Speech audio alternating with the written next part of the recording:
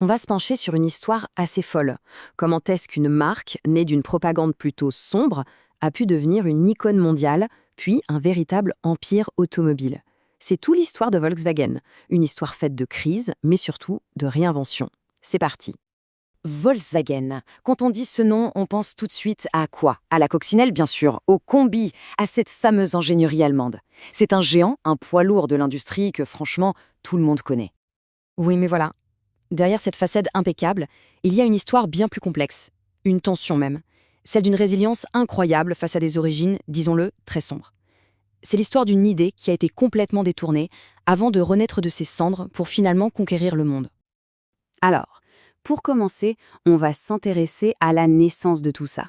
Le concept même de la voiture du peuple. On va voir comment ce rêve a été coopté avant de devenir une réalité, mais d'une manière que personne, vraiment personne, n'aurait pu imaginer. Faut savoir que l'idée d'une voiture simple, accessible à tous, ça trottait dans les têtes en Allemagne depuis le début du XXe siècle. En 1934, on confie le projet à Ferdinand Porsche. Et en 1938, on lance un grand plan d'épargne. Ça marche du tonnerre, des centaines de milliers de gens y souscrivent. Sauf que, le point crucial, c'est que la guerre éclate. Et au final, pas une seule voiture ne sera livrée. Le rêve de la voiture du peuple, eh bien, il s'est tout simplement évaporé. C'était devenu un pur outil de propagande. Et là, on voit bien la bascule. C'est radical. Avant 1945, la voiture, c'est un projet de prestige, un outil politique. Après la guerre, tout change.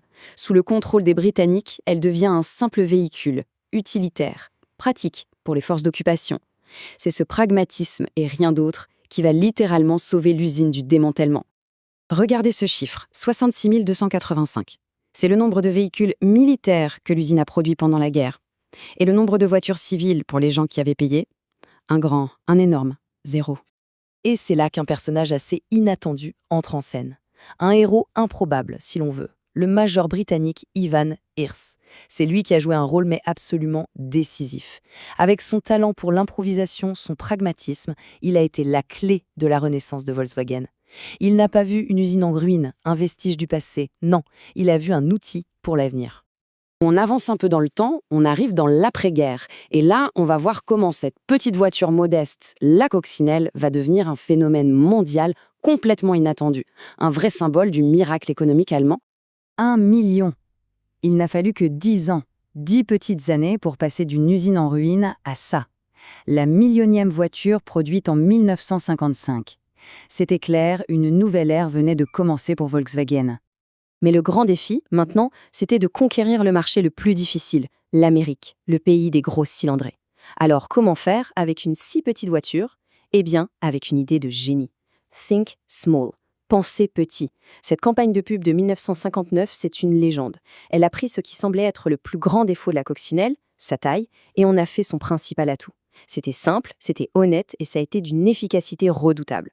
Mais attention, le succès de la coccinelle, ce n'est pas juste un coup de chance ou une bonne pub. Non, non. Sous la direction d'un certain Heinrich Nordhoff, tout ça reposait sur des bases très solides. La qualité, la fiabilité bien sûr, mais aussi, et c'est crucial, un réseau de vente et de services après-vente exceptionnel.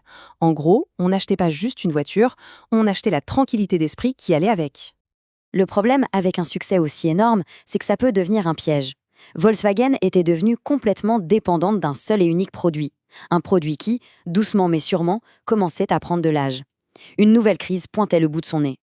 Et la question qui se posait à la fin des années 60, elle était vertigineuse. Comment est-ce qu'on remplace une icône? Parce que la coccinelle, c'était bien plus qu'une simple voiture. C'était un phénomène culturel. Mais techniquement, elle était dépassée par la concurrence. Alors que faire?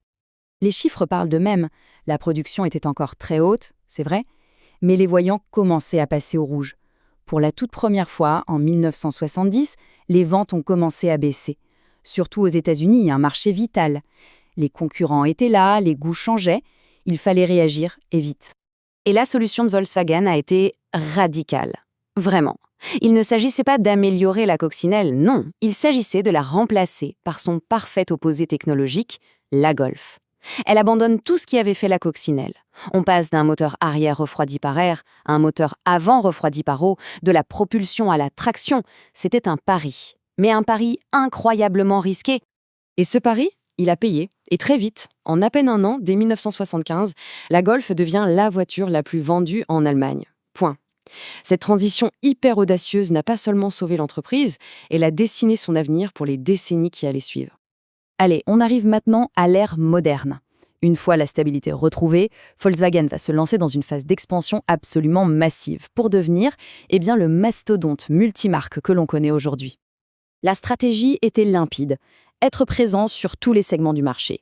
Ça a commencé avec le rachat d'Auto Union, qui allait devenir Audi, puis Seat pour s'implanter dans le sud de l'Europe, ensuite Škoda pour l'Europe de l'Est, et enfin le grand saut dans le très grand luxe, avec Bentley, Bugatti et Lamborghini. Rien que ça.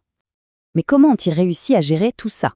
Le vrai secret, le coup de génie industriel, c'est ce qu'on appelle la stratégie de plateforme. L'idée est simple mais brillante.